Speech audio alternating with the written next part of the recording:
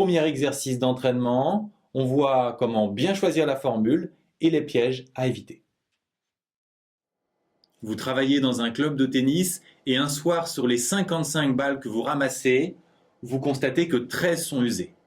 Est-ce que vous pouvez estimer combien de balles sont usées sur l'ensemble du stock qui compte 1200 balles? Pour savoir quelle formule appliquer, on fait un schéma et on regarde ce qu'on connaît.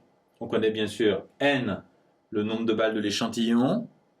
Ensuite, on peut calculer le pourcentage de balles usées dans l'échantillon puisqu'on peut faire 13 sur 55, donc on connaît P'.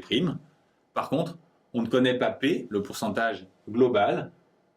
Si on connaît P' et qu'on cherche P, c'est qu'on a affaire à un intervalle de confiance. On sait que N vaut 55 et P' vaut 13 sur 55. On vérifie les conditions d'utilisation. On est bien supérieur à 25 et compris entre 0,2 et 0,8 pour la fréquence. Donc on peut appliquer la formule de l'intervalle de confiance à 95% en remplaçant P' et N par leur valeur. Et on n'oublie pas d'arrondir par défaut la première valeur et par excès la suivante.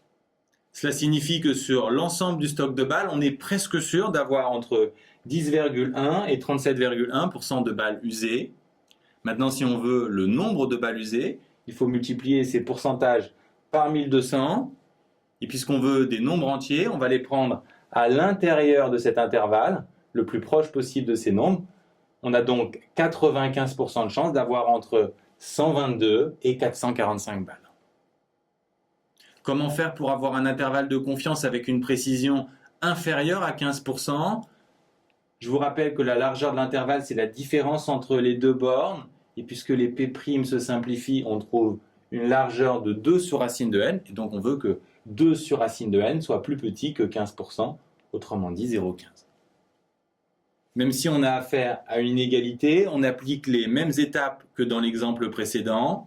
On transforme ce pourcentage en fraction, puis ensuite, pour se débarrasser de la racine, on met tout au carré, on va obtenir 4, n, 225 et 10 000, et les inégalités ne changent pas, parce que la mise au carré ne change pas le sens des inégalités sur les positifs.